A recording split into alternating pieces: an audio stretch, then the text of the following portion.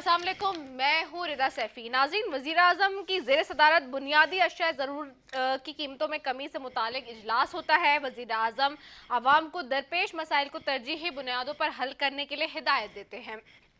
दूसरी तरफ ये भी कहते हैं कि अवाम पर बिलवास्ता टैक्सों के बोझ में कमी से मुतालिक आउट ऑफ बॉक्स हल तजवीज़ किए जाएं। लेकिन क्या ये वही बातें जो पुरानी हैं, जो कि हम 2.5 साल से देखते आ रहे हैं, इनका कोई हल होगा क्या?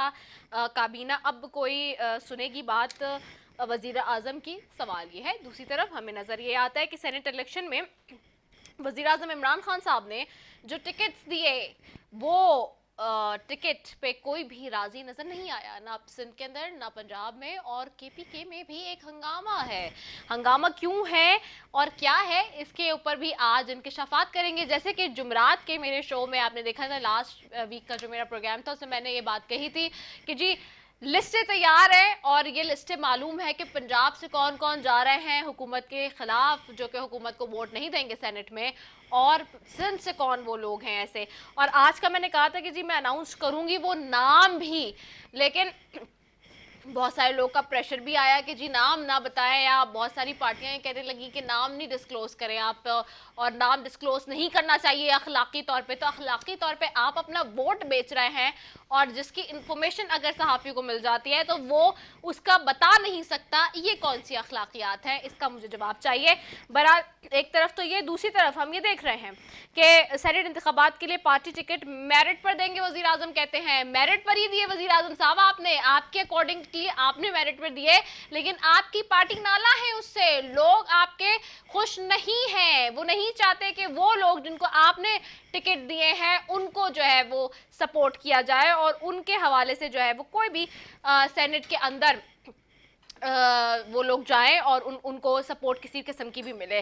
दूसरी तरफ हम ये देखते हैं कि जी सेनेट इंतखाबात में पीटीआई सिंध का फैसल वाडा को टिकट देने पर एतराज़ सामने आया है। वो लेटर भी सामने आ गया है, स्क्रीन पर आपके सामने भी चल रहा है, जो कि गवर्नर को लिख दिया गया है जी सिंध काबीना की तरफ, सिंध की जो पीटीआई सिंध की जो बेसिकली काबीना है उसकी तरफ से, कि जी ये फैसल वाडा को क्यों बनाया जा रहा है और क्या हो रहा है। बहरहाल जी एक तरफ हमने ये देखा, दूसरी तरफ हम देख रहे हैं आइंदा 15 रोज के लिए पेट्रोलियम मसनूआत की कीमतों का ऐलान हो गया है। और जी पेट्रोलियम जो इस वक्त की कीमतें हैं उसके हवाले से रद्दोबदल नहीं होगा, ये वजारत खजाना ने कहा है, क्योंकि 2 रोज से ये कयास आराइयाँ जा रही थी कि जी बहुत ज़्यादा पेट्रोल के प्राइसेस बढ़ने वाले, 11 रुपए, कोई 12 रुपए, कोई 13 रुपए से इस तरह की बातें कर रहा था। तो ये भी सामने आया है। दूसरी तरफ हम देखते हैं चीफ इलेक्शन कमिश्नर और मेंबरान इलेक्शन कमीशन कल सुप्रीम कोर्ट में तलब हुए हैं, और सेनेट इलेक्शन ओपन बैलेट करवाने से मुतालिक सदारती रेफरेंस पर समाप्त हुई है। तो चीफ इलेक्शन कमिश्नर और मेंबरान को इलेक्शन कमीशन कल सुप्रीम कोर्ट में तलब किया गया है। अकबर एस बाबर ने कहा है फॉरेन फंडिंग केस से पीछे हटने के लिए चेयरमैन सेनेट के ओहदे की पेशकश हुई, मुझे फॉरेन फंडिंग केस वापस लेने के लिए धमकियां दी गई। अकबर एस बाबर का दावा कितना सच है कितना नहीं, इस पर भी बात करेंगे। स्क्रूटनी कमेटी के पास पीटीआई के अकाउंट्स की दस्तावेजात खुफिया रखने का इख्तियार नहीं है, अकबर एस बाबर साहब ने आज ये भी कहा है। मरियम नवाज आज कह रही थी जी वो भी आज बहुत ज़्यादा वोकल थी, और उन्होंने ये कहा कि मेरे घर आकर भी कोई पेशकश करे तब भी पाकिस्तान से बाहर नहीं जाऊंगी। इमरान खान दूसरी जमातों पर इल्ज़ामात लगाते हैं, खुद करोड़पति और अरबपति लोगों को टिकट दिए हैं। वेल देखना यह है कि क्या वाकई ऐसा है। नहीं, इंटरनल आज बातें करेंगे, और आज मेरे साथ पैनल में मौजूद होंगे जी आप मुख्तलिफ सीनियर तज्ज़ियाकार और सहाफ़ी आज मेरे साथ पैनल में मौजूद होंगे, स्टूडियो में भी और ऑन कॉल भी, और उनको आप मुख्तलिफ टीवी चैनल्स पर देखते रहते हैं। सबसे पहले आज स्टूडियो में मौजूद है नदीम मौलवी साहब हैं, आप सीनियर तज्ज़ियाकार हैं, सहाफ़ी हैं, आपको खुशामदीद कहते हैं। Thank you so very much for joining us. साथ बैठे आगा मसूद साहब हैं, सीनियर तज्ज़ियाकार हैं, सहाफ़ी हैं, कॉलमिस्ट हैं, प्रोग्राम भी अपने होस्ट करते आए हैं। बहुत शुक्रिया आगा मसूद साहब, मैं आपकी शुक्रगुजार हूँ कि अपना कीमती वक्त निकाल कर यहाँ आते हैं, और अभी हमें ज्वाइन करेंगे उवैस तौहीद साहब भी, सीनियर तज्ज़ियाकार और सहाफ़ी हैं, थोड़ी देर में जी। But before going to him I will start with Nadeem Maulvi Sahab. सबसे पहले हम बात करते हैं महंगाई के ऊपर, फिर सेनेट इलेक्शन तो there is a huge topic जिसके ऊपर इस वक्त बहुत सारी कयास आ रही है, लेकिन कयास आ रही को हटा के मेरी कोशिश होती है कि जो सही और सच्ची मुस्तनद खबर है वो आवाम तक पहुंचाई जाए। वज़ीर आज़म बुनियादी अशिया ज़रूरतों की कीमतें कम कराने में अब भी नाकाम नजर आते हैं, अपनी काबीना को भी नहीं समझा सके। हम देख रहे हैं कि इस हफ्ते के अंदर अंदर जो है, बल्कि 4 हफ्तों के अंदर अंदर महंगाई बढ़ी है। 4 हफ्ते जो लगातार पिछले रहे हैं उनमें इन्फ्लेशन रेट भी बढ़ा है और महंगाई भी ठीक ठाक हो गई है। क्या वजह नजर आती है? देखिए, सबसे बड़ी वजह है जब से इमरान खान साहब आए हैं हुकूमत में, उनका फोकस था करप्शन को रोकना। और 2.5 साल ये जितने भी अरसा अभी तक गुजर चुका है, हमने ये देखा कि सिर्फ अपोजिशन के ख़िलाफ़ बातें करना और सारा फोकस इसी के ऊपर डालना, और मेन फोकस होना चाहिए था इकॉनमी पे, मेन फोकस होना चाहिए प्लानिंग पे। महंगाई को रोकने के 3 तरीके थे। पहले ही दिन अगर आते और वो ये कहते हैं कि जी हम ऑयल टैंक्स के रिजर्व्स जो हैं बढ़ा देंगे, क्योंकि ऑयल फ्लक्चुएट होता है, कभी $25 पे होता है तो कभी $100 पे। अगर ऑयल की कीमतें इंटरनेशनल मार्केट में बढ़ जाती हैं तो हम किस तरह से अपना इकॉनमी चलाएंगे, क्योंकि ऑयल से फिर पेट्रोल की कीमतें महंगी होती है, और जब पेट्रोल की कीमतों में महंगाई आप देखते हैं तो आज जो आलम आप देख रहे हैं वही हो रहा है। और एक और बात मैं आज आपको बता दूं, आज तो सियासी तौर पे जो है ये रेट्स को रोके गए हैं, मगर आलमी मंडी में आज रिकॉर्ड टूट चुका है $60 से ऊपर, यानी एक साल में इससे ज़्यादा ऊंचाई की सतह पे ऑयल को नहीं देखा गया था। दूसरी जानिब अब जब $60 से ऊपर हो गया है तो फिर जैसे ही पेट्रोल की कीमतें मज़ीद और बढ़ेगी, सियासी वजह से इस दफ़ा नहीं बढ़ा है, मगर आइंदा अगर इसी तरह, जो कि मोस्टली जापान में और मुख्तलिफ ममालिक में वो फोरकास्ट कर रहे हैं कि ऑयल $70 तक जा सकता है, अगर $70 तक चले गया तो इसका मतलब यह है कि हमें पेट्रोल यहाँ महंगे मिलेगा, क्योंकि हमने आज तक रिज़र्व की कोई प्लानिंग नहीं की है। रिज़र्व्स इंडिया ने बना लिए, चाइना ने बना लिए, मुख्तलिफ मुल्कों ने बनाए, पर हमारा फोकस सियासतदानों का आपस में लड़ना है। दूसरी जानिब जो है, हम बात करेंगे बिजली की कीमतों में। बिजली की कीमतों में जितना हम इजाफा करेंगे उससे मईशत पे दबाव आएगा। हमें ये बताया जाता है कि जी पिछली हुकूमतों के वजह से हमने कोई काम नहीं कर पाए, मगर एक इकोनॉमिस्ट के जब माने पढ़े जाते हैं, आप उर्दू डिक्शनरी में या कहीं पे भी, माहिर माशियात वो इंसान होता है जो गिवन सोर्सेस से एक प्लानिंग करता है और डेवलपमेंट करता है। उसके पास एक्सक्यूज नहीं होता कि मुझे पैसे नहीं मिले तो मैं प्लान नहीं कर सकता, उसे प्लान करना पड़ता है। हमारे यहाँ माहिर माशियात जो है वो सियासी माशियात के माहिर है, क्योंकि आप देखें 60 सालों के अंदर वही इकोनॉमिस्ट आते हैं जो पॉलिटिकली बेस्ड होते हैं। तो अगर हम ये पॉलिटिकली बेस्ड इकोनॉमिस्ट को हटा दें और वाकई में मेरिट पे जो इकोनॉमिस्ट होते हैं, जो काम करते हैं, उनको लाया जाए। हमारे पास गंदम के भी स्टोरेज का कोई नहीं है, साइलोस नहीं है, हमारे पास किसी किस्म की प्लानिंग नहीं होती है। ठीक है, इमरजेंसी बेसिस पे जब भी आप जाएंगे आपके यहाँ महंगाई आएगी। ठीक है, ठीक है। आपने बहुत अच्छा ये वैलिड पॉइंट इसमें उठाए हैं कि जी वो हमारे पास सियासी मईशत साज हमारे पास आ जाते हैं और उनकी वजह से, और हम देख रहे हैं कि वही रिपीटेशन पे लगे हुए हैं लोग। वेल, मूविंग टुवर्ड्स आगा मसूद साहब। आगा मसूद साहब, सेनेट है एक तरफ महंगाई का बोझ है। वजीर आज़म इमरान खान साहब खुद घबरा गए हैं, अवाम को कहते थे घबराए नहीं, ऑपोजिशन को कहते थे कि रुला दूंगा अगर ओपन बैलेट नहीं होता, तो ये तो कुछ और ही नजर आ रहा है। नहीं, मगर देखिए अभी आपने एक बहुत अच्छी बात कही, आपने कहा था कि इनडायरेक्ट टैक्सेस की आपने बात की ना। देखिए ये बहुत आसान तरीका होता है किसी भी हुकूमत का कि वो इनडायरेक्ट टैक्सेस लगाते हैं। अच्छा, ये इनडायरेक्ट टैक्सेस जो होते हैं रेवेन्यू बनता है, इससे मतलब आपका रेवेन्यू पैदा होता है। जब रेवेन्यू पैदा होता है तो फिर ये आप जो है ना, आप जो कर्जे लेते हैं ना, तो वो कर्जों के मद में जाता है। अब आप पेट्रोलियम की बात कर रही हैं, पेट्रोलियम की जो कीमतें बढ़ती हैं इसमें कोई शक नहीं है कि उससे मतलब ये कि आवाम पे दबाव पड़ता है, बोझ पड़ता है, लेकिन फिर आप रेवेन्यू कहाँ से जनरेट करेंगे? एक तो इनडायरेक्ट, एक आदमी जो मामूली सा शरबत पी रहा है वो भी मतलब ये 15% लेकर 16% जो है वो टैक्स दे रहा है हुकूमत को। तो आप एक चीज़ को समझने की कोशिश करें कि पाकिस्तान के अंदर जो सूरत हाल है वो ये है कि एक लॉन्ग टर्म प्लानिंग इकोनॉमिक्स की नहीं हुई। अगर लॉन्ग टर्म प्लानिंग होती तो यकीनी तौर पर आज ये सूरत हाल नहीं थी। फिर अशय खुर्दनोश के सिलसिले में बता दूं कि फूड इन्फ्लेशन कम हुआ है। मिसाल के तौर पर आप टमाटर को जाकर देख लीजिए, मतलब कि कितना सस्ता हो गया टमाटर। इसके बाद आप भिंडी को देख लीजिए, फिर तुरई को देख, मतलब मेरी मुराद की जितनी भी सब्ज़ी के आइटम हैं और गोश्त की कीमत तो कोई ज्यादा बढ़ा नहीं है, वही एक 1100 से लेकर चिकन की कीमतें मैं देख रही थी 3 दिन पहले 400-600 देखिए रुपए आप देखिए पहुंच देखिए गई। मैं यहाँ पर देखिए मैं यहाँ पे जो गुफ्तगू कर रहा हूँ, मैं मार्केट की गुफ्तगू कर रहा हूँ क्योंकि सौदा सिर्फ मैंने लेके जाता हूँ। तो वही मैं हम सब नहीं, मैं तो खुद देखिए, ग्रोसरी आप- करने जाती हूँ आगा देखिए, मसूद फर्क साहब, है। एंड आई नो कि कितना डिफरेंस आ गया देखिए है। रिदा देखिए चीखें निकल गई है वाकई हमारी। रिदा देखिए मैं आपकी खिदमत में अर्ज कर रहा हूँ, आप मेरी बात मुकम्मल होने दें।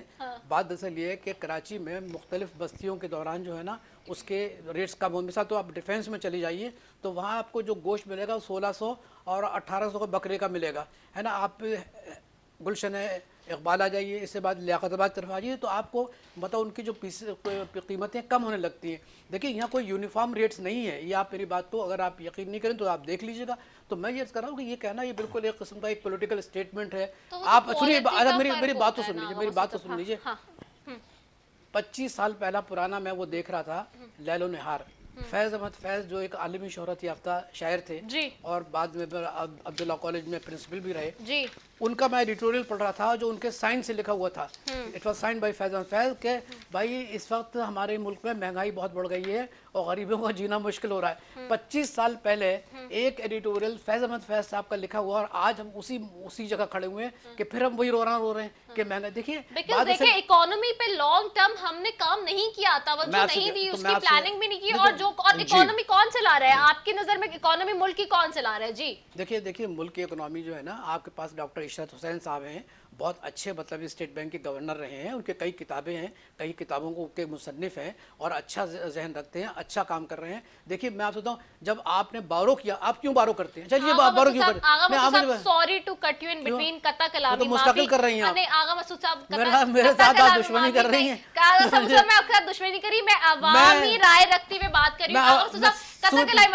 मुझे स्टेटमेंट देने का इजाजत है। मैं आपसे ये करी, आप कह रहे हैं इशरत हुसैन साहब या दीगर लोगों के आप जिनके नाम ले रहे हैं, though they are very good people for the bookish writing and I do agree for it कि वो राइटिंग और थ्योरेटिकल लिखने में और पब्लिकेशन में बहुत अच्छे होंगे। अगर ये सारे लोग इतने ही अच्छे हमारे पास पढ़े लिखे मौजूद थे तो वो हमारी इकोनॉमी को अच्छा करके दिखाते हैं ना, आम आदमी के लिए इजी करके दिखाते हैं ना। आपने बहुत अच्छा सवाल किया। मैं चाहता हूँ आप देखिए, मैं अर्जी कर रहा हूँ कि देखिए अगर आप कोई थ्योरी पेश करती हैं या आप कोई मतलब ये कि if you want to propound some economist आपके जहन में है, देखिए होता ही है कि इम्प्लीमेंटेशन काम जो है ना वो हुकूमत का नहीं होता, ये ब्यूरोक्रेसी करती है, ब्यूरोक्रेसी इम्प्लीमेंट करती है और इसी के ज़रिए मुल्क चलते हैं। आपको मुझसे ज़्यादा इस बात का इल्म है कि जो ब्यूरोक्रेसी जो है वो हुकूमत के साथ ताउन नहीं कर रही है, समझे। उसमें से मेरा ख्याल है मुश्किल से 30% कर रहे होंगे। बाकी अभी मैं आज की रिपोर्ट पढ़ रहा हूँ कि जिन लोगों ने ताउन नहीं किया, उस्मान बुज़दार ने उनको हटा दिया। तो मैं ये अर्ज कर रहा हूँ कि ये जो ब्यूरोक्रेसी होती है ना, ये दोनों तरफ से खेलती है, हुकूमत के साथ मिलके, फिर इसके बाद वो ब्यूरोक्रेसी को मजबूत कौन करता है? आपका काम है कानून बनाना। जब हुकूमत कानून बनाएगी तो फिर तो ब्यूरोक्रेसी खुद भी बेबस हो जाएगी कोई काम करने को। ऐसी बात नहीं है। देखिए अगर ये कस्टम एक्ट को अमेंड कर देंगे तो कलेक्टर हो या एफबीआरओ वो कुछ नहीं कर सकते। देखिए बात सुनिए, जब आप ब्यूरोक्रेसी को करप्ट करते हैं, नवाज शरीफ साहब ने जिस तरह करप्ट किया लोगों को, मीडिया को करप्ट किया, लिफाफा नवाज शरीफ साहब का नाम क्यों लेते हैं? हम सिंध में भूल जाते हैं, सिंध में अरबों रुपए की करप्शन के जो केसेस आते हैं हम क्यों उन्हें हवा में उड़ाते हैं? केपी में अरबों रुपए की करप्शन के मामला मैंने अभी एक लफ्ज किया तो आप नाराज हो रही हैं। भाई मैं तो अभी सिंध की तरफ आ रहा हूं। आपको क्यों याद है? हमारे यहाँ तो 400 लोग थे पैनामा में भी, हमारे यहाँ पैराडाइज लीक्स भी गुजरी है। 22 साल हमने सिर्फ नवाज शरीफ और ये झगड़े ही चलते। भाई देखिए बात सुनिए, देखिए मेरे दोस्त जो है ना ये जो बात गलत नहीं कह रहे, ये कह रहे हैं कि हमने 2.5 साल में देखा है कि कन्फ्रंटेशन है बिटवीन पॉलिटिकल पार्टीज, ये सही फरमा रहे हैं। लेकिन मैं ये अर्ज कर रहा हूँ कि वो पॉलिटिकल पार्टी जो कन्फ्रंट कर रही है, हुकूमत को चैलेंज कर रही है और कह रहे हैं कि हम तो गिरा के दम लेंगे, जबकि पहले दफ़ा इन्होंने ये कहा था कि हम इनको पूरे 5 साल पूरे करने देंगे। देखिए रिजा, बात असल ये है कि जब आप किसी काम में रोड़े अटकाएंगे और आप नहीं करने देंगे ना तो उसके नतीजे ये निकलेंगे। देखिए एक अपॉर्चुनिस्ट क्लास भी है इस मुल्क में जो मौके से फायदा उठाती है। देखते हैं अगर ये लड़ रहे हैं तो पूरा मौके से फायदा उठाइए। मेरिट बेस्ड ना इकोनॉमी है ना मेरिट बेस्ड पॉलिटिकल सिस्टम है, तो इस दोनों चीज़ों में हम लोग खड़े हुए हैं। तो आप जब जो बात कर रही हैं जिस पर आप नाराज हो रही हैं, मेरा कहने का मकसद ये है कि देखिए बात ये है कि चाहे मैं नाराज नहीं हो रही आगा मसूद साहब, मैं नाराज नहीं हो रही। मैं आपसे सिर्फ इतना पूछ रही हूँ कि आप मुझे बता दें कि ये कैसे पॉसिबल है कि सिर्फ हम एक शख्स का नाम ले लें, एक शख्स ने क्या पूरे 22 करोड़ आबादी को बर्बाद कर दिया, क्या पूरे मुल्क को बर्बाद कर दिया? उसकी 2 टर्म्स 3 टर्म्स में उतनी ही दफा हमारे पास और भी सियासतदान आए, हमारे पास डिक्टेटरशिप भी रही है इस मुल्क में, कोई एक बंदे का नाम लेके तो हम नहीं अब बरी जुम्मा हो सकते ना कि बस जी नवाज शरीफ साहब ने कर दिया तो इसलिए मेरी तो जुमला ही मुकम्मल। मैंने कहा कि सिंध के अंदर खुद आपने फरमाया, आपने मेरे जुमले ले लिए, मुस्तार कर लिए, है ना। वो मुस्तार जुमले ये थे कि सिंध के अंदर जो करप्शन है, अभी मैं आपको बताऊं, उस दिन बैठा हुआ था मैं आपके प्रोग्राम में, तो मैंने बताया था 1000 ब्यूरोक्रेट्स यहाँ पर, है ना, 17 से लेके ऑनवर्ड, है ना, उन्होंने प्ली बार्गेनिंग की और ये इस तरीके से मतलब किया। हाँ, तो मैं ये अर्ज कर रहा हूँ कि देखिए ये जो करप्शन है ये पाकिस्तान के लिए सुहाने रू बन चुका है और इसको रोकने के लिए बड़े आयरन हैंड की जरूरत है, जो मेरा ख्याल है कि इमरान साहब में नजर नहीं आ रहा। वो ठीक है कि मतलब he has been crying foul कि भाई करप्शन, लेकिन what tangible steps he has taken actually to stop that corruption? वो टेंजिबल स्टेप तो मुझे नजर नहीं आ रहे। I'll continue it here with you as well। मुझे इस वक्त मुबशिर जैदी साहब भी ज्वाइन कर रहे हैं, उनसे भी मैं थोड़ी सी इस हवाले से बात कर लेती हूँ। Thank you so very much Mubashir Zaidi साहब फॉर ज्वाइनिंग अस। आप सीनियर सहाफी हैं जी। मुबशिर जैदी साहब, हम डिस्कस कर रहे हैं इस वक्त कि जो बुनियादी अशिया ज़रूरत की जो कीमतें हैं उसके हवाले से वज़ीर आज़म साहब आज भी इजलास बुलाते हैं, बात करते हैं और कहते हैं कि तरजीही बुनियादों पर ये मसाइल हल होने चाहिए। 2.5 साल का अरसा गुजर चुका है लेकिन हम देख रहे हैं कि अभी तक इस पर कोई काम नहीं हुआ है। जो महंगाई है वो बढ़ती जा रही है, जो अशिया खुर्दनोश की कीमतें हैं वो कंट्रोल नहीं हो रही हैं। आपको क्या लगता है इस पर? जी बिल्कुल ऐसा ही है, ये कंट्रोल नहीं हो पा रही हैं और मेरे ख्याल में जो प्राइस कंट्रोल कमेटीज हैं या सारा जो बेसिक इंफ्रास्ट्रक्चर है कोई भी काम नहीं कर रहा है। अब वज़ीर आज़म साहब कहते हैं कि तेल की कीमतें या डॉलर की कीमतें बढ़ जाती हैं तो ये होता है मतलब, लेकिन डॉलर की कीमत तो 2018 में बढ़ गई थी तो उसके बाद 2019 और 2020 और अब 2021 में ठीक है कीमतें थोड़ी नीचे आई थी, मगर क्योंकि लास्ट टाइम पेट्रोल जो है वो महंगा हुआ तो उसके बाद दोबारा से आपने देखा कि चीज़ों की प्राइसेस जो खुसूसन जो फूड आइटम्स हैं, जो आम लोगों की पहुंच वाले आइटम्स हैं, उनमें अभी तक किसी भी किस्म की गिरावट हमें नजर नहीं आ रही है। अब चीनी स्कैंडल हो गया, आटे का स्कैंडल हो गया, कमेटियां बन गई, लेकिन कुछ भी नहीं हुआ। यानी चीनी डबल हो गई इन 2.5 सालों में, आटा डबल हो गया है। तो मेरे ख्याल में हुकूमत बिल्कुल उसी तरह काम कर रही है कि बस कहती रहती है नोटिस ले लिया है। अब तो अवाम यही कहते हैं कि आप प्लीज नोटिस ना लें वरना वो चीज मजीद महंगी हो जाएगी। तो महंगाई के लिए मेरा भी ख्याल कि कुछ संजीदा एफर्ट अभी तक हुई है हुकूमत की जानिब से इसको कम करने में। मुबशिर जैदी साहब, आप काफ़ी अरसे से लिख रहे हैं, कॉलम्स वगैरह भी आप देखते आए हैं मुख्तलिफ अदवार में, मुख्तलिफ हुकूमतों के गई। जैसे कि आगा मसूद साहब अभी यहाँ फरमा रहे थे कि मैं पहले का एक कॉलम पढ़ा था 70s बैक 70s का, उस वक्त भी जी महंगाई के बारे में लिखा हुआ था। आप क्या समझते हैं ओवरऑल निज़ाम में क्या ऐसी बात है जो हम अभी तक हम अपनी इकोनॉमी को बेहतर नहीं कर सक रहे और वो क्या ऐसे हर्डल्स और ऑब्स्टिकल्स हैं? देखिए, इकोनॉमी को बेहतर करने में तो सबसे बड़ा पार्ट ये था कि इन्वेस्टमेंट आती। बदकिस्मती ये हुई कि हम कोरोना की वजह से जो पिछला पूरा साल है उसमें दुनिया भर की इकोनॉमीज इफेक्ट हुई हैं। आप ये नहीं कह सकते कि सिर्फ पाकिस्तान में कोई वो हुआ है, अमेरिका जैसी इकोनॉमी और दूसरी इकोनॉमीज भी सफर की हैं। मसला हमारा जो फूड इन्फ्लेशन है उसका ये है कि हम ज्यादातर जो अजनास हैं या खाने पीने की चीजें मुल्क में ही उगाते हैं और मुल्क में ही उनको जो है हम कंज्यूम करते हैं। अगर अच्छी प्लानिंग की जाती तो चीनी और आटा आपको एक्सपोर्ट की इजाजत नहीं देनी चाहिए थी। जब आपने एक्सपोर्ट की इजाजत दे दी वो एक्सपोर्ट हो गई, यहाँ कम पड़ गई और हुकूमत ये कहती है कि हमसे जो है शुगर मिल्स वालों ने या फ्लोर मिल्स वालों ने झूठ बोला। तो मेरे ख्याल में हुकूमत को फिर कोई एक्शन लेना चाहिए था, मगर मसला ये होता है कि वो एक्सपोर्ट की इजाजत भी दे दी, वो बाहर चली गई, कम हुआ तो अब आप सेंट्रल एशिया से मंगवा रहे हैं, आप रशिया से मंगवा रहे हैं।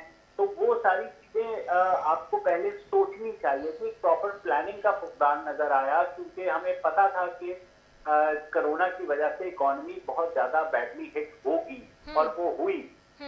मगर ये जो स्टेप्स लेने थे कि आपको एक्सपोर्ट पर पाबंदी अगर आप लगा देते आटे की, वीट की, गंदम की और चीनी की, तो शायद आपको वो बुरहान ना देखने पड़ते जो अब आपको नजर आ रहे हैं। मुबश्शिर ज़ैदी साहब, ये तो ठीक है आपकी बात, 2019 फैब के ऑनवर्ड्स की सारी ये बात है कि हमने ये सारी 2020 फैब ऑनवर्ड्स की हम ये बात देख रहे हैं, सारी हमें नज़र आ रही है। लेकिन उससे पहले 2018-19 की जो हम बात करें, जब हुकूमत आई, उससे पहले आपको क्या लगता है कि क्या फ्लॉज रहे हैं ऐसे? और ख़ास तौर पे बड़ा बिग क्वेश्चन मार्क रहा, हमने देखा है ऑपोजिशन की तरफ से हफीज़ साहब पे भी, क्योंकि वो पहले भी रहे हैं हुकूमतों का हिस्सा, क्यों नहीं हैंडल कर पाए वो उस तरह से? आपको लगता है क्या जिस तरह से उन्हें करना चाहिए था इकोनॉमी को हैंडल?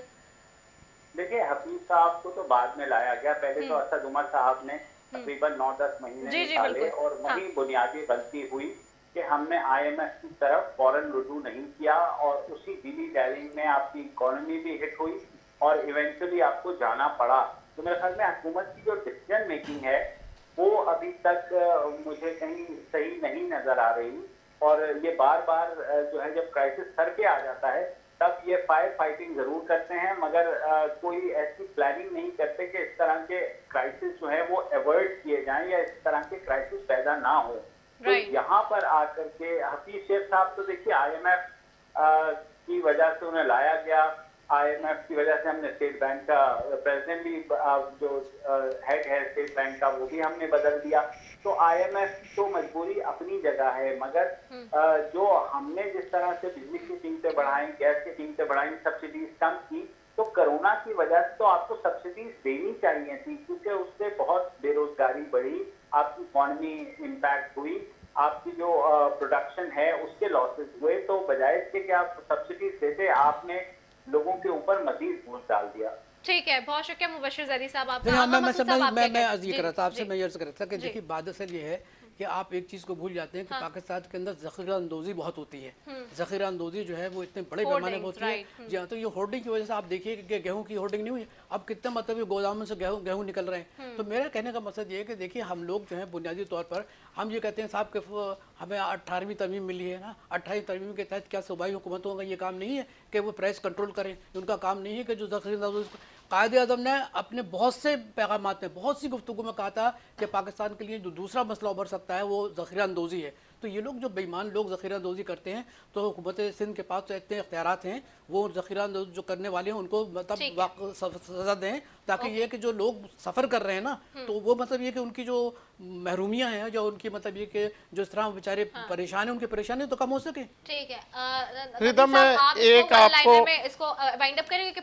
मैं छोटी सी एक मिसाल देता हूँ ताकि आवाम को भी पता लग जाए। अगर मैं आपको कहूँ कि मैं आपको अरबपति बना दूंगा, तो आप क्या कहेंगी? कैसे? मुझे लिख के बताएं, मुझे फॉर्मूला बताएं। हर चीज का होता है इकोनॉमिक मॉडल। मैं चैलेंज कर रहा हूं, इधर तमाम चैनल वाले जाके पूछे हफीज शेख साहब से पाकिस्तान का इकोनॉमिक मॉडल क्या बनाया है, और अगर बनाया है तो आवाम के सामने पेश करो ताकि आवाम को पता लगे 5 साल बाद क्या होगा। इकोनॉमिक मॉडल्स में आप सारे प्लान लिख के रखते हैं कि यहाँ से ये होगा, यहाँ से वो होगा, जिस तरह से अनफोर्सीन होगा, किस तरह से हमारी इकोनॉमी बढ़ेगी। आज तक इंशाल्लाह माशाल्लाह के साथ अल्लाह के करम से ही चल रहा है ये मुल्क। अगर इकोनॉमिक मॉडल है तो प्लीज बताइए आवाम को ताकि हमें पता लगे ये किस इकोनॉमिक मॉडल की बात कर रहे हैं, ये कौन सी इकोनॉमिक पॉलिसीज की बात कर रहे हैं। इंडिकेटर्स के नाम पे सिर्फ लोगों को बताया जाता है ये होने वाला है, कैसे होगा वो मुझे बताएं। ठीक है, बहुत वैलिड पॉइंट है, पर्टिनेंट पॉइंट है जी। इसी के साथ जी एक ब्रेक पे चलते हैं, ब्रेक के बाद वापस आएंगे, will be right back after it.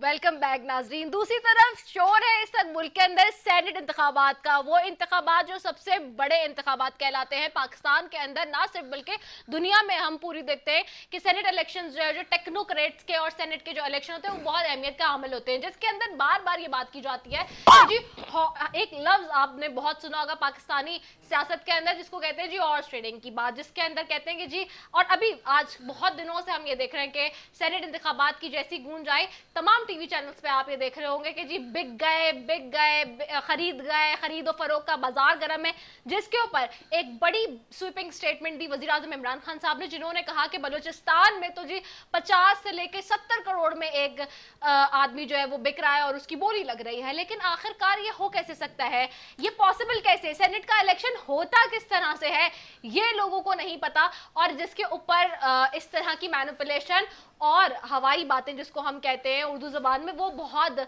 आम ज़द-ए-आम है इस वक्त। लेकिन हम ये भी देखते हैं दूसरी तरफ कि जी सेनेट इलेक्शन के अंदर अंदर जहाँ पे एक सदारती रेफरेंस और सदारती ऑर्डिनेंस जारी किया गया और उस पर भी सवालात खड़े हो गए कि ओपन बैलेटिंग होगी कैसे, शो ऑफ हैंड्स कैसे किए जाएंगे, क्योंकि सवाल ये है कि वहाँ जहाँ पर सेनेट के अंदर आपको जब ऑप्शंस दिए जाते हैं और आपसे पूछा जाता है, यानी कि जो भी कैंडिडेट है एमपी एमएलए जिसने वोट डालना है अपने मुंतखब नुमाइंदे के लिए, तो उसके पास एक पेपर होता है जिसके अंदर आपके पास ऑप्शंस गिवन होते हैं कि जी आपने फर्स्ट प्रायोरिटी क्या है, फर्स्ट प्रेफरेंस यानी कि आपकी क्या है, सेकंड क्या है, थर्ड क्या है। तो ये शो ऑफ हैंड्स के जरिए हो कैसे सकता है? It's like a multiple choice question कि आपको दे दिया गया जी कि आपने पहली प्रेफरेंस कौन सी पार्टी का कैंडिडेट डालना है, दूसरी प्रेफरेंस कौन सी पार्टी का कैंडिडेट डालना है और तीसरी प्रेफरेंस कौन सी पार्टी के कैंडिडेट के लिए डालिए। तो फिर इसमें शो ऑफ हैंड्स कैसे करेंगे? This is a very big question mark. और बहुत सारे लोगों को, बहुत सारे मेंबरान को खुद नहीं मालूम कि सेनेट इलेक्शन किस तरह किए जाते हैं। वो स्वीपिंग स्टेटमेंट इस बहुत अहम टीवी चैनल्स पे बैठ के अहम लोग जो है ओहदों पे बैठ के वो इस तरह की बातें कर रहे हैं और ये देखकर सुन के बहुत ही ताजुब और हैरानी होती है। इस पे बात करते हैं आप। मैं आपकी तरफ आऊंगी नदीम मौलवी साहब सबसे पहले, बल्कि मैं आगा मसूद साहब से आगाज कर लूं इस मामले में। आगा मसूद साहब चाह रहे हैं इसके ऊपर बात करने, क्योंकि आगा मसूद साहब खुद हिस्सा भी रहे हैं, तो मैं चीजों का, हुकूमत का, मैं इस पे थोड़ी सी आपसे बात इसलिए करना चाहूंगी। पहले आगा मसूद साहब, हम ये देख रहे हैं कि ये गूंज आपके सामने है सेनेट इलेक्शन की कि शो ऑफ हैंड कैसे होंगे, वहां तो सवाल प्रेफरेंसेस पे आता है। देखिए बात असल ये है कि जो आपने अभी जो सेनेट के बारे में बात बताई, मैं आपसे बिल्कुल कुल्ली तौर पे इत्तेफाक करता हूँ, पहली बात।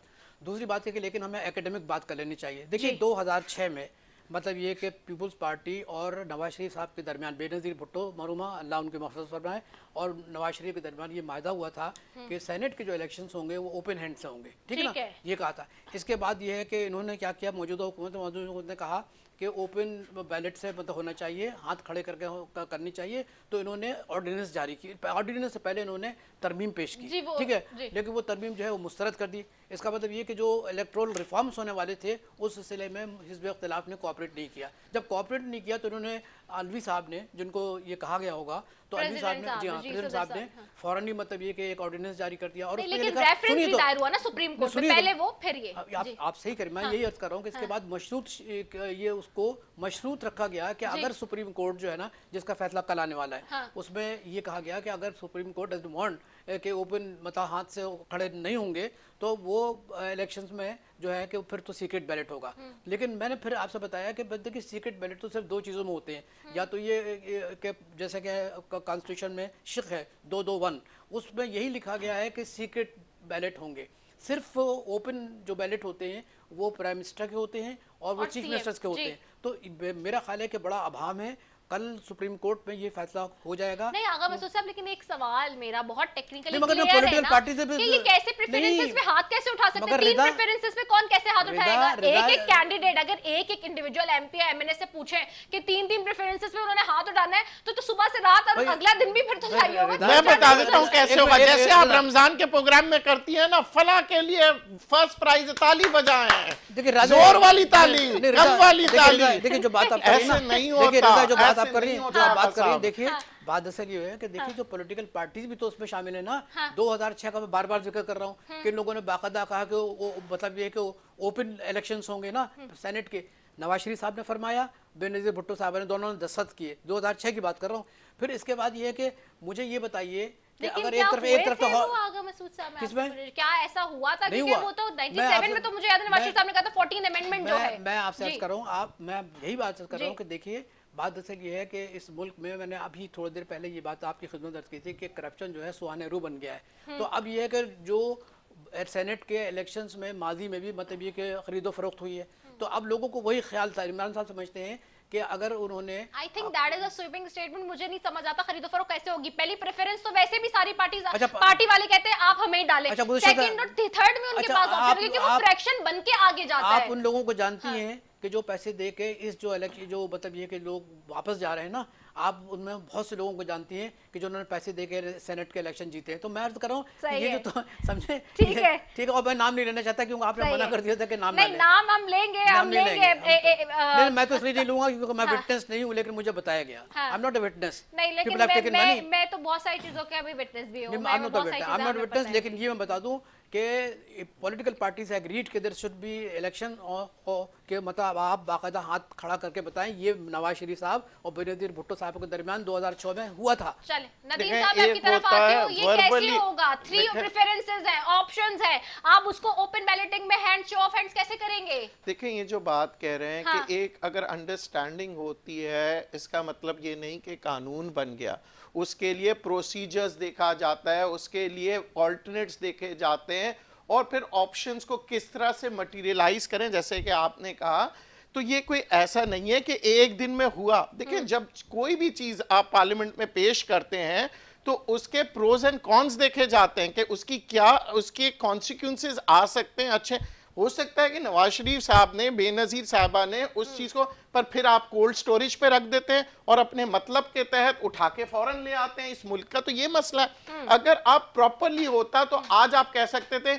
कि ये राइटिंग में है जी, ये बेनजीर साहबा ने लिखा था, चार्ट ऑफ डेमोक्रेसी की राइटिंग जी, वो में। तो COD की बात देखिए, है। बात हाँ, राइटिंग में है, पर उसकी जो प्रोसीजर्स, उसके प्रोज एंड अमेंडमेंट कॉन्स, जब तक कॉन्स्टिट्यूशन में ना हो तब तक मुझे तक 2/3 अमेंडमेंट भाई तो कमेंट रोक, देखिए अमेंडमेंट तो रोक दिया गया ना, नहीं करने दिया ना। नहीं, कैसे होगी? आगा मसूद साहब 2/3 मेजॉरिटी नहीं है हुकूमत के पास, आपके इत्तेहादी भी ना बैठे हैं अभी नहीं तक। तो अच्छा सुनिए, बताइए आप इस्लामाबाद से आई हैं, आप ईमानदारी से बताइए कि किसी से भी पूछिए, एवरीबडी वांट्स कि there should be electoral reforms, कहते हैं ना, तो इलेक्टोरल रिफॉर्म्स के सिलसिले में जब एक पेशकदमी की गई तो उसको रोका गया, तो इसका मतलब है कि they are not interested for election reforms. ये अपने पॉलिटिकल क्लाउड को मजबूत कर रहे हैं। नहीं होगा इस वक्त तो हुकूमत इसलिए बौखला गई कि हुकूमत के सामने आ गए उसके अपने लोग, दे आर गेटिंग पे ऑफ देम, क्योंकि उनको पता है कि जी हमारे लोग बिक रहे हैं या हमारे लोग हमसे छूट के जा रहे हैं, तो इसलिए हम ये फौरन से तरमीम लेकर आ जाते हैं। Before it why they were not supporting, यही चीज जब पीछे माजी में पूछी थी हुकूमत में, जब आज की ऑपोजिशन उस वक्त हुकूमत में थी, तब और इन्होंने, और फिर अभी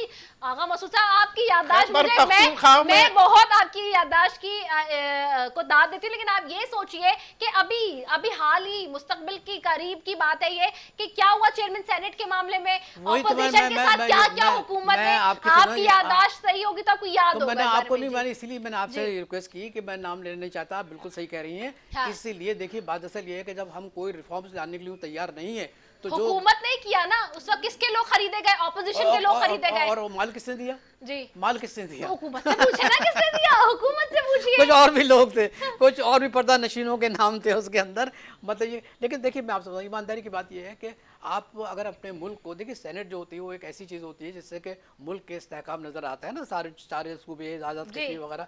तो मैं सिर्फ ये कर रहा हूँ कि इसमें बड़ा संजीदगी से गौर करना चाहिए कि हमें कौन सा तरीक़ाकार। देखिए, अगर ये पैसे लेके जो आएंगे ना, तो फिर वो पैसे लेके काम भी करेंगे। और लेकिन आगा मसूद साहब, उसमें सेनेट में अगर सेनेटर्स आ भी जाते तो उनके पास इतना कोई कौन सा डेवलपमेंट का बजट या क्या चीज हो जाती है।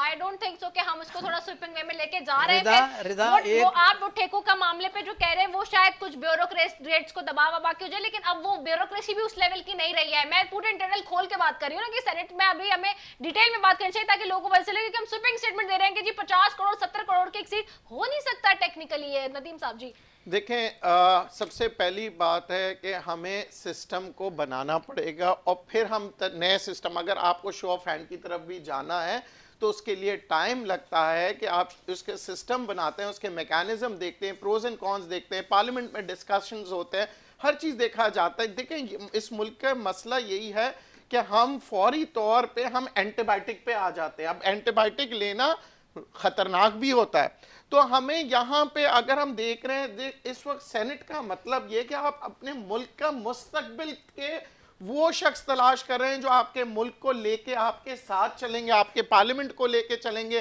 कानून को बनाएंगे तो कानून उनके पास आएगा, वो उसको स्क्रूटनी करेंगे। इस वक्त जो है ना, देखिए, ये जो हॉर्स ट्रेडिंग का सिस्टम है, ये मैं समझता हूँ सबसे पहली बात है, चाहे हुकूमत करे या ऑपोजिशन करे, ये वो मुल्क के गद्दार है जो मुल्क की मफाद नहीं देख रहे हैं, अपनी मफाद देख रहे हैं। चाहे किसी भी पार्टी में हो, इनके लिए कानूनी तौर पे लाइफ इम्प्रिजमेंट होना चाहिए। मैं वजह यह है कि ये माशी कत्ल करते हैं, ये हमारे माशरे की उसूलों के कत्ल करते हैं। जो एमपीए आपका सौदा कर सकता है आपने वोट का, तो वो मुल्क का भी सौदा कर सकता है। इसीलिए एक आर्टिकल बना था जिसके तहत कहा गया था कि जी जनाब, जब तक कि आप अच्छे पाकिस्तान की आइडियोलॉजी को नहीं समझेंगे, आप पेट्रियट नहीं होंगे, आप अच्छे मुसलमान नहीं होंगे, आप पार्लियामेंट के किसी भी जगह के हिस्सेदार नहीं हो सकते हैं। तो ये सब जो कवानीन हमारे लिए बनाए, कायदे आजम ने किया, ये सब चीजें we should work on it, ताकि हमें अच्छे पॉलिटिशियन दे दें। पक्का वादा है, मुल्क अच्छा हो जाएगा। ठीक है आगा मसूद साहब, बहुत शुक्रिया आपका। नदीम साहब आपका बहुत शुक्रिया। नदीम मौलवी साहब आपका बहुत शुक्रिया। आप दोनों मौजूद मेहमानों का बेहद शुक्रिया। नाजरीन, महंगाई आपसे डायरेक्टली जाहिर सी बात है अवाम का मसला है ये, और इसको हल करना बुनियादी तरजीहात में होना चाहिए। अवाम की जो मसाइल हैं उनको हल करना हुकूमत की बुनियादी तरजीहात में होना चाहिए। और वज़ीर आज़म इमरान खान साहब कहते तो हैं हमेशा, उनके अमल से नज़र तो आता है, उनके एक्ट से नज़र तो आता है कि वो चाहते हैं, कोशिश करते हैं, लेकिन अगेन टीम की बात है। जहाँ टीम ही इतनी नालायक हो या इतनी नाअहल हो, जो कि अपोजिशन कहती है कि जी वो वही चोरी चीनी और मुलविस हो आटा वगैरह सब में, तो फिर वो किस तरह से वज़ीर आज़म इमरान खान साहब के जो मंशूर है, जो उनका उनकी आइडियोलॉजी है, उनका आइडिया है, उसको आगे लेके टो कर सकती है। Well, this is the main issue. और इसी के साथ जी अपनी मेज़बान रिदा सैफी को दीजिए इजाज़त। पाकिस्तान जिंदाबाद। जिंदाबाद।